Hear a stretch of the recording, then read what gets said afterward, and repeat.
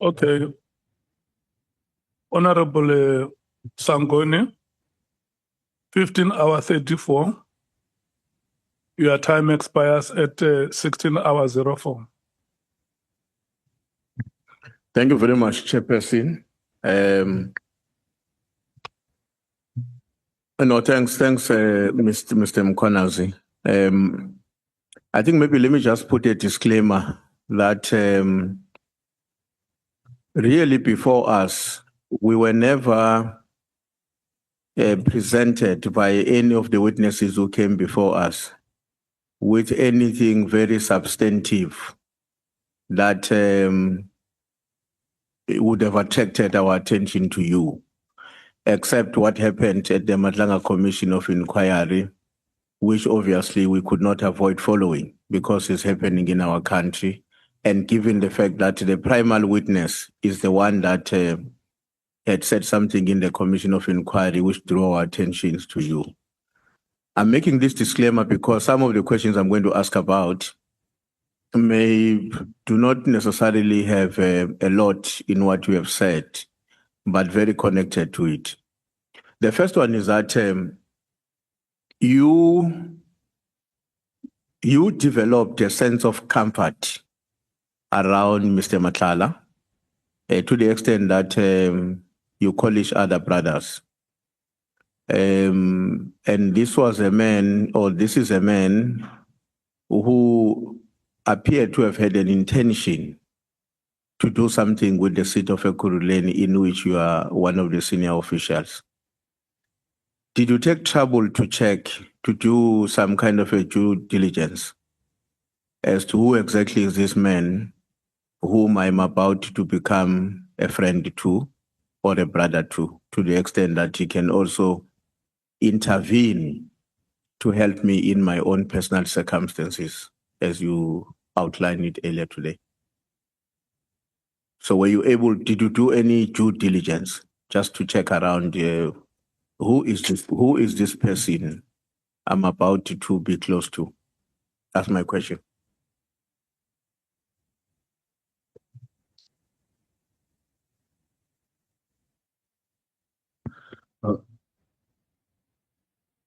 Thank you, Chair. Let me be honest. It was only the question of going to his office, going to the medical care clinic, any other thing, because I didn't know him. I think by that time, no one knew, up until this thing of the provincial hospital and that noise. But before that, Chair, there was nothing. You see, I only went to the hospital and I only went to his offices, and my guys that confirmed these guys are coming from police and everything, especially from task force. Then I took him that company as one of the company. And the way he presented when he said he want to change the fleet to the fleet because he want to work with international guests, former prime ministers and what you see. But not to that level as you're asking. I didn't do that. I must be honest to you. Do you have any training on security areas? Are you trained as a security officer of one form or another? Yes, I'm trained. Does it not supposed to come naturally that by virtue of your training, it's inevitable that if you are beginning to be comfortable towards somebody, your level of consciousness must therefore impose a duty on you to do a bit of a checkup on who is this person am I gradually become close to? And I'm asking that question because I would assume that we all care about our own reputations. I often argue that the only thing that we bring on the table as human beings is our own reputation and integrity. So when we are about to associate with anyone, to the extent that there may be money exchanges, I think we're bound to make some. But if you are trained as a security officer, should it not come natural? It must, Chair. It must, Chair. Because when one of my juniors was checking, said, no, it's only the issue of, I think he stole something in the shop, something like shoplifting, something. It was only that. And long time ago, and it was clear it's no longer in the system. It was that only. You see. I think it was, one must say, it was an oversight. After looking everything, I think this is a normal man, clinic. It was an oversight on my side. Okay. I must take that responsibility. Okay. No, I'm glad. I mean, I'm glad you are conceding to that, because I was going to be very worried that somebody that has got some form of a security training, even with the benefit of an hindsight, you would not see that it was a responsibility you had to do that kind of a checkout. The second question, if not the third question I had, if you remember on the page 56, the letter that the advocate was taking you through, which was written by, or is co-signed by Advocate Zulu, as well as the other person, I think Mkhwanazi, if I'm not mistaken, that letter. You were saying when you were talking to the advocate that fortunately the letter exonerates you in a sense. I mean, I'm just paraphrasing what you're saying, but it sets you free from allegations that were leveled against you. And I think I almost heard you saying, luckily I had nothing to do to influence the writing of that letter. I only got to know about it later, if I heard you very well. But in the letter, the authors are saying, when they've done an internal verification with some of the internal staff members, internal staff, that's what they're saying in paragraph 2. It says, I've since considered this matter. The IPD investigation officer states that since the suspect did not have powers to conclude any agreement on behalf of the city of Ekurhuleni, his actions amounted to fraud and corruption. Then the second paragraph says, I have consulted with internal staff, and I'm advised that based on the current evidence, it will be difficult to prove fraud and corruption. But who are the internal staff that may have been consulted with, by the two authors of the letter, or those who signed the letter? And why, when they were doing a consultation internally on a matter in which you are implicated and you are one of their juniors, you were excluded in the internal consultation? I mean, how should we understand that to have been the situation, given the fact that your own evidence before us is that you were not aware of this letter, you just saw it 2 years later or whatever, when it was already out?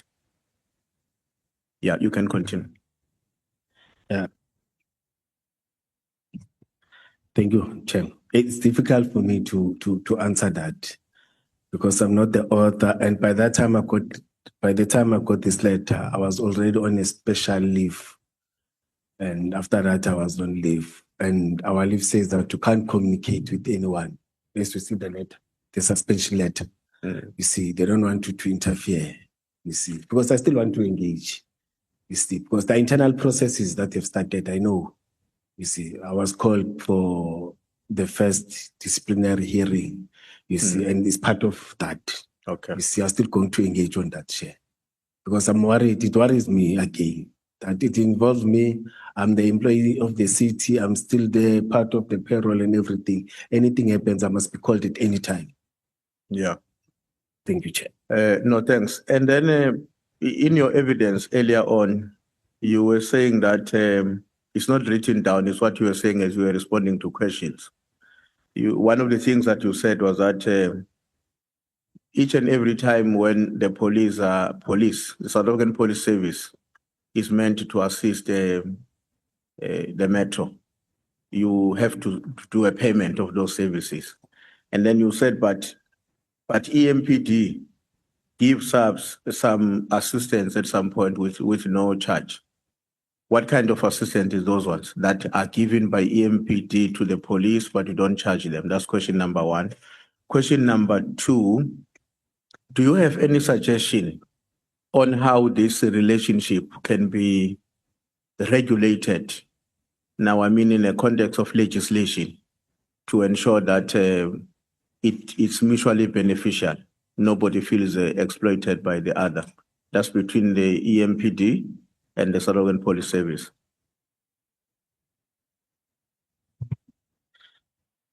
Thank you, Chair. Chair, the city has donated the land at Kwatema for a police station. The police station that is at Kwatema is situated at City of Ikuren land. You see, we are part of that as the department to influence and make sure, especially when I was acting HOD, to make sure that there's a crisis in Guatemala, there's no police that is effective and efficient. It's because of infrastructure. And they're saying they can't develop infrastructure because the land belongs to the city. Then the city took that decision out of our influence, out of our engagement, that we need that police station, we need SAPS to be there. It could have cost SAPS a lot of money, or the relevant department, for them to buy that land, you see. But that's not, I think even at Ituatwa, it's the same challenges that we have, you see. But when you go to subs for training, just training, in fact, we're appointed under SAPS Act, they should be providing that.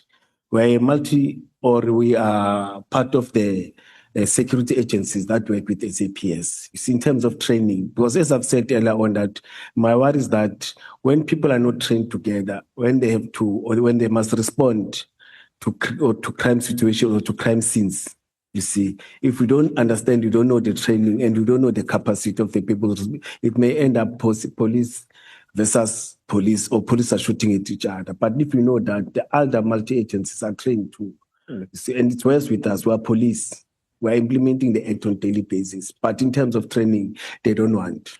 You see, we met the National Commission and they said the processes, they are charging us. And as we are saying, Chair, our municipalities are facing challenges. We see these things on a daily basis. I was 18. We will see, for example, I'm making an example. I don't want people to, but I'm making an example.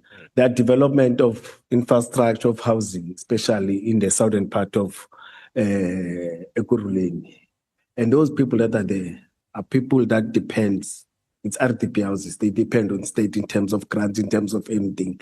And the services must be provided, plus minus 16,000 units. It's how many families.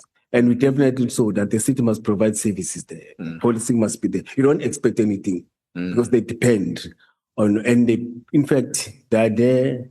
They are South Africans. The Constitution says we must provide services. And when you check in terms of the geographical area, the informal settlements now in the city of Ekurhuleni, I've said it because of illegal mining, people want to open other things.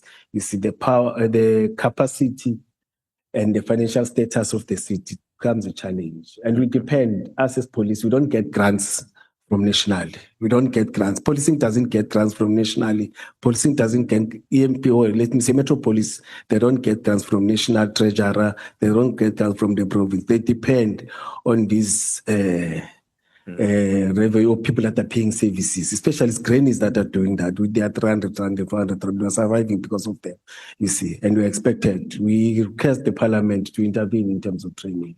Okay. So you can't charge policing, you see. And one of the things I've just said, in Madlanga, the issue of fingerprints came in a lot, you see, to take police officers to SAPs and say, can you do fingerprints so that we check our officers? They charge you for a person for that. And it's a service that the police should provide to other and help one another. Yes, because end of the day, we are taking instructions from the National Commissioner. Okay. You can't say our National Commissioner charge us, but other kids, you don't charge them. But others we charge. Thank you. Okay, my last two questions. The one is about I just need clarity on this matter, because as I was following your interaction with Advocate Mkhwanazi, I felt there was some point where I was left behind. Your contention is that the vehicles never arrived under the auspices, or they were never handed over to the EMPD.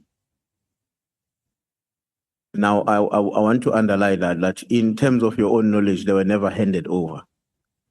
But do you know if they were handed over to the city? Because in our interaction with Mr. Matlala, he confirmed that the vehicles went and came back after some time, 3 months or 6 months, I can't quite remember well. Now, I understand how you are explaining the process internally in Ekurhuleni, that the division or the unit that is responsible for transport is the one that would be the recipient of a donation or new vehicles, and then dispatch them to various units for their own usage. My question is, assuming that your version is accurate, that they were never with EMPD, but do you know if they were ever delivered into the municipality after the completion of the registration process, or even before it was completed, the registration process? Chair, thank you, Chair. I engaged Christine, the proxy, said he never received them. You see. So we can safely conclude that if in our records, Mr. Matlala had said that the cars were with Ekurhuleni and brought back to him after whatever time, that would not be accurate. I will say so, Chair, or else we engage Chris so that he makes an affidavit to confirm to that effect. Because it's a telephone call. Remember, I'm not there physically. Yeah, no, I get your point. And I don't want to say when we are convincing, you see. Okay. But it's very important. But yeah, I'm saying we never received the CMPT. All right. Do you know Lieutenant General Mkhwanazi? Yes, Chair. Are you related? No. You've never met anywhere No, we met. as Mkhwanazis No, we before met. this? Oh, sorry. Yes, you've met somewhere as Mkhwanazis or as gentlemen in the restaurant or in, how do you know him? That's what I wanted to check. At work. At work. Meetings. Okay. Through the national conferences, policing. But before that, I met him again. It was 2020. But even if we meet, we talk. Okay. There's this Mkhwanazi thing, we talk. Yes. Okay. Thanks, Chair. I'm done. Thank you.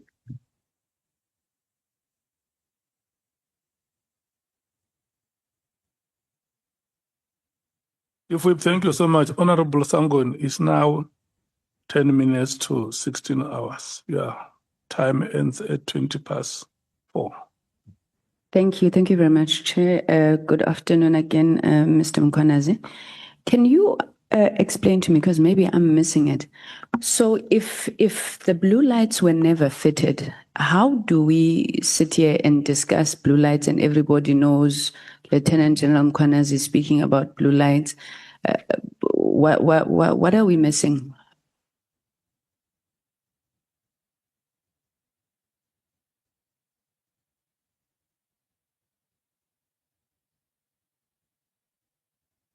Thank you, Chair.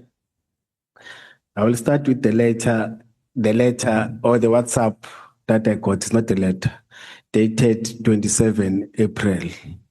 No, it was a public holiday. 27 April is a Freedom Day. I got the WhatsApp message, say, Chief, where are you?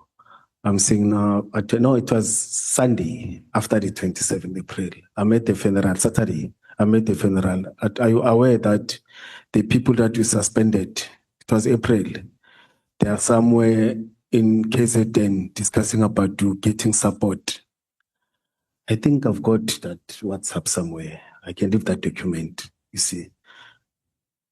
Then I said, no, I will call you after the funeral. After the funeral, I called. They said, no, the Chief of Police and Deputy Chief Gwabe, they are mobilizing support against you in KZN. Both of them, they were suspended for sexual harassment. And they were not suspended by me. Or Gwabe, I can say, because I was acting Chief of Police. But the Chief of Police reports to the city manager, not to me. You see, it was before July, you see. And the issue of blue light, it comes from the office of the Chief of Police, Isaac Mapia. No, I can't rely in this commission. We don't see eye to eye. I always say, I've said it many times in this house, that I was not part of his succession plan. And one of the things that it's coming across me is that I'm one of those who are frustrated in terms of resources in the city, not by the city. Because now I happen to sit where there are discussions of budget, where you fight for money, different department. And they were saying to me, but we give you money for resources, you don't spend it. It always comes back, or money is allocated to other things that are not, they're not our priority. Come back, Commissioner. So who made up this thing of blue lights? And to the best of your knowledge, how did it get to even General Mkhwanazi that he would make those allegations? The source said to me, both of them in April, they went to KZN. I think it's them, the deputy chief and the chief, that are suspended, that they felt that I'm getting power. They went to KZN. The blue light story started 2021 within EMPD. As I've said, I was called blue light blesser. And I've said, can you show me those blue lights? I never saw those blue lights. You see, it was character assassination to deal with me, and they succeeded. It went everywhere. You see, that's why I've been said, that's what I've been said. If they stop those work, can they show me a case number or a photo or anything, an OP entry? There's a procedure when you stop those cars, you see, or else the pound form and the OP entry where you pounded the vehicle if you don't want to arrest, because you can use your own discretion, but nothing till today. It was a character assassination from internally. And remember, those people that I thought that my colleague, you see, they supported 200%. I will tell you why. You see, because the junior, who is now media officer, he was appointed to act in a senior position, which is 4 levels higher than her. We were made as directors to report to a superintendent. I refused. And I challenged it through the union. I won it. Then she was not awarded. I think it's bitterness and anger. You see, from that team, that this one is not one of our own. It's not part. I don't know how, because I belong to the state. I'm going to stop you. I'm going to stop you. Thank you, Mr. Mkhwanazi. Maybe just to say that if indeed you did fit blue lights, at some point we are going to see those blue lights. So the second thing I wanted to ask you, you got an offer for the position Deputy Municipal Commissioner Operations, which was on the 1st of December 2023. And on that offer letter, you're given a total remuneration package of 1.6 million. You then, in your acceptance, I'm sure you're familiar with these documents, I don't need to refer. You ask you ask that your salary package be increased to 1.8 million instead of the total of 1.6. Was that increase effected? Thank you. In fact, there are 2 offers. Even on that one, I was not happy. The one that I wanted initially, it's 2.1 or 2.2, because I looked at the packages that I had as a director. You see, currently, when you compare me with my directors, they earn far more than I. Those that I'm leading. Because when you are from inside, taking over. Sorry, Mr. Mkhwanazi. It was offered. Was it effected? Yes. What But process was followed to effect that? You apply through your HODHR, through finance. They do their own processes, do calculations and everything. So if we were to ask for those documents, we would see them. It was not just you writing by hand asking for 1.8 and the city manager agrees to it. No. Those documents are there. No. But it's them. It's not. I don't become part of that. Mine becomes this, because you don't take an offer if they didn't fulfill this. Okay. Now, when you were speaking to Mr. Van Wyk and agreeing to everything that you were agreeing to, what process were you following there? So when you said yes, he could test, the bloods and the drunken driving issues, what process, and please refer me to the Municipal Finance Management Act, what process were you following there? Let me correct it. It was not done. You see, he made a proposal, but it was not approved. Then there's nothing that happened. But then when you were setting up meetings and they were going to present, what process were you following there? Let him go and present. Maybe the top management will agree and will implement it, because his plan was involving other departments, not only EMPD. You see, and Municipal Financial Act or Financial Act, yes. You see, it must cover all the people, all the HOTs, all relevant departments, all the stakeholders should be approved, and the process must be implemented. It must via again through the city manager, because he's having a final weight. But it didn't even take place. You like referring to process, ne? Service provider comes off the street and say, I can do these wonderful things for you. Then you bring together the top brass of the municipality to listen to this. What process are you using for that? Because this is arguably somebody who may either at some point have to be paid, not paid. So how did you do that? Thank you, madam. No, because he said there are no financial implications. You see, that's when I took it. Said no, there are no financial implications, and he's the one who's committing himself. You see, let him go and do that. You see, there's no processes that are followed. I said, go and present, maybe something will come out of that. You see, but the state won't be affected. You see, Mr. Mkhwanazi, you've been a senior manager for a while now, haven't you? yes. So do you think it's possible that somebody says, I'm going to do all of these things, test people for free, and there's no cost to the state? Why would he do that, in your opinion? I think it was a publicity part of it, marketing part of it. Because even now, people are working with the state and everything. They will request for successes and everything. Then when they go and apply for other business people, they will tell, no, on such a date, work with this institution, work with EMPT. These are the successes. So I think it was an advertisement and the publicity part of it, especially when we covered the whole Ekuru Lane in scenes and everything. It's that thing came into my mind. I don't want to lie to you. And I even asked, said, no, it's a question of advertisement, publicity part of it, because that's how these companies are doing. Mr. Matlala did say to us that he wanted to promote his company, which I'm sure you will immediately read that as benefit to the service provider, which brings into question, obviously, the whole ethics around this thing. But when I said refer me to the Municipal Finance Management Act, I know that also when you receive a benefit as the municipality, there's a process, whether it's sponsorship, whether it's donation, and even that you don't seem to be speaking to. All I've heard you saying is that, no, those other people did it as well. Surely that can't be correct, Mr. Mkhwanazi? I agree with Chair. That's why there was a proposal from the side of Mike to do a memorandum of understanding so that there must be legal. Because once you draft a memorandum of understanding, legal and corporate finance, because people, they may say there won't be any financial implications. But once the process starts, you see, people may change. You see, that's why you are correct in talk about MFB legislation and processes. That's why it had to via all these things, because anything before it's approved, it must via legal and corporate finance and all these aspects must check. I agree with you. Okay, let's move from there, because I'm quite sure you are familiar with Section 217 of the Constitution that calls for transparency in procurement. Now, whether you were paying these people, not paying, if you were affording an opportunity for somebody to promote themselves using the municipality, you should have gone out at least on a process that is open for everybody. You indicate, I'm not sure now because the documents have changed. You say that Mr. Matlala now comes in because you went to the mayor's office. You were told that the ANC is very, very unhappy. They're going to disrupt and so forth. Then you say, interestingly, I wanted to quote you verbatim if I could find it. So after engaging your members, that's when they raised tactical shooting.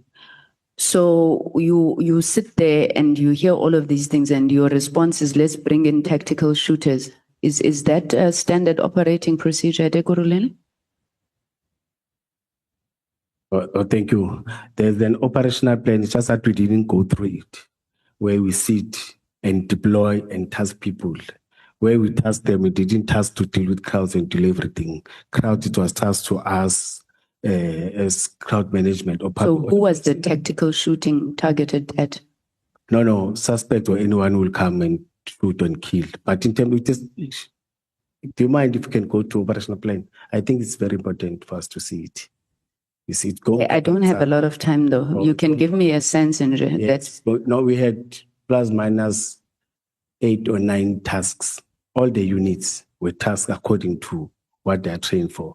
Then they were tasked to give backup to the executive mayor, again, to stand on top of the buildings where he's addressing. But in terms of the crowd and everything, it was our own and public order policing from SAPS to deal with the crowds. In terms of your security. Is that standard procedure around legislatures, Mr. Mkhwanazi? No, when you do operational plans in terms of operation, that's how we do it. Okay. You see, the copy is submitted, you can via through, you'll see. Okay, that's fine. Now, after you get these tactical shooting guys, and in your affidavit, you keep repeating in brackets, Lieutenant General Mkhwanazi's former task force. Are we supposed to read anything into that you were saying these guys that you brought in from Mr. Matlala's VIP were Lieutenant General Mkhwanazi's? I didn't say they are from, I said they are from task force. You see, I've mentioned it, and tactical shooting, I've mentioned it in terms of responding to crimes and other things. You can't do tactical shooting to crowds and other things. You will be arrested. The law doesn't allow that. But to serious crimes and training and everything, that's where I touch about tactical shooting. No, it's fine. Let's not belabor the point, because you said after engaging my members, that's when they raised these tactical shooters. Like I'm quoting you verbatim. Okay, fine. Now you're saying in this council, in this meeting that you had with the mayor's staff, they alerted you of this threat. Does the mayor's office have threat assessment capabilities?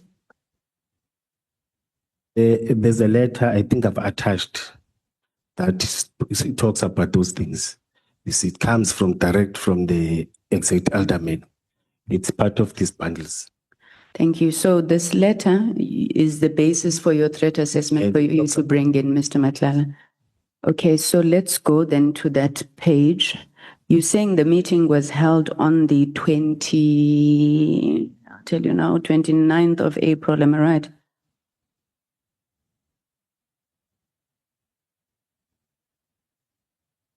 Which one?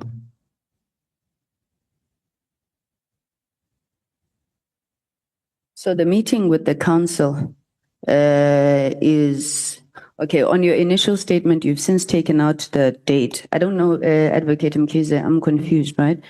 The statement that was printed for us, that's sitting here, it's on paragraph 31. If I can just read it quickly.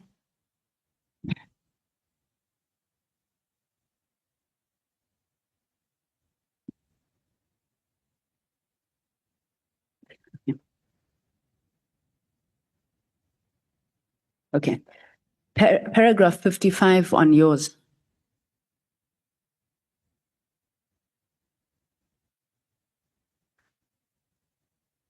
And did you now you're explaining to us why you got Mr. Matlala's company? So from the document, it is reflected that EMPD engaged CAT VIP with company Reg What as additional support to ensure the safety of the state of the city address, which took place on 30th April 2022 in the city of Ekurhuleni. That's your statement, right? Yes. You then say the basis for you bringing in Mr. Matlala was the statement issued by the mayor. Do you have that statement issued by the mayor? I've submitted. There's the other one again after the meeting. I've submitted. I've got that statement. On my bundle, it's on page 81. I'm not sure where it is on yours. It's 81 on the soft copy. The letter from Alderman Tanya, it's a media statement. Do you have it? Yeah, I'm still waiting for it. DM 14. Page 81. It's supposed to be this one. Okay, JDM 14, page 81. So this is you now explaining to us why you had to take this extraordinary step to bring in Mr. Matlala with no process, take him to the mayor, as the chief whip has already determined you didn't even vet them. The statement of the mayor is dated 31st March 2022. Can you see that? I know about it, yes. Okay. And the date. Can you confirm it's the 31st of March? Yes, yes. So she goes on, the ANC has done this and this and this, and whatever, all about the ANC. Can you read for me the last paragraph that starts with the ANC is clearly frustrated?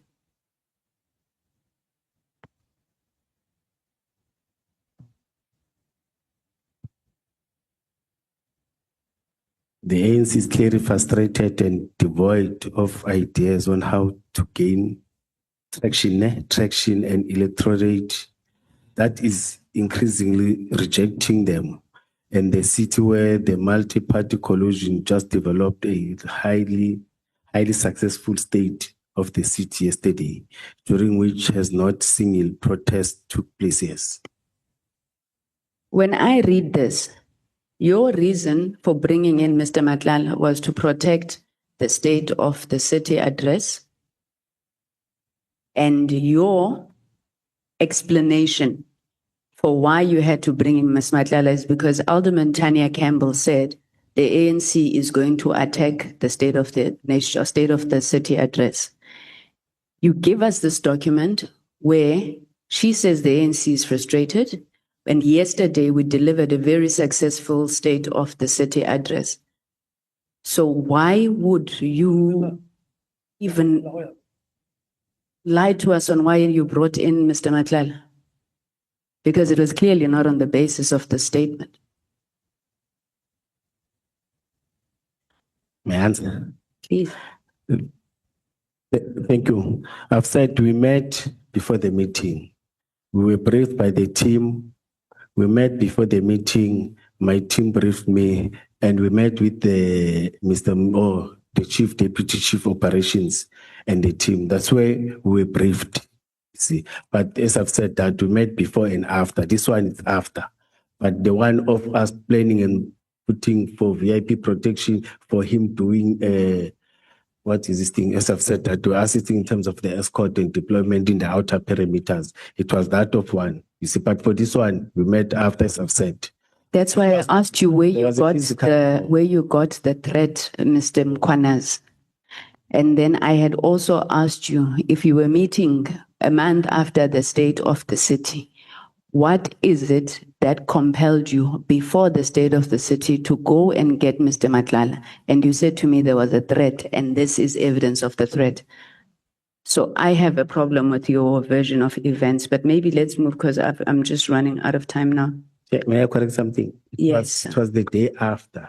That's why there was a statement. That's why I've even said we met day after. That's where the mayor was happy and said we did the work.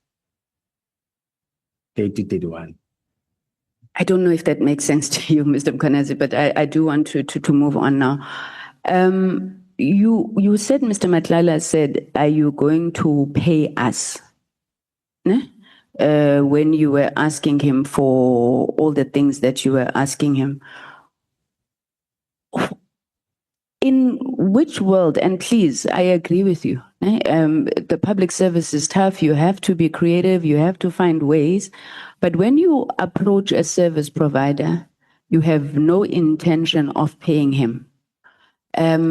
Why does he do all of this for you? Is it truly for marketing? And then what are you getting out of it? I know that in the course of your evidence, you were still telling us something about losing your siblings. I don't know if that was the point that you were going to drive, but this relationship is just not understood by us. Why would you go to a service provider? This man makes money from these things. What is he getting out of it? Because according to you, you're saying it's marketing. And what are you getting out of it? Thank you, Chair. You remember I've said, even after the engagement, he was still asking that, is our VIP or are we not outsourcing VIP? You see, because we've got security that are stating that out. So I told him, no, our VIP is insourced. You see, I think in a wrong line, we're expecting that VIP will be outsourced. But with us, we're using our own Metro Police officers. Yeah. Let me stop there. Thank you. Thank you very much, Mr. Mkhwanazi.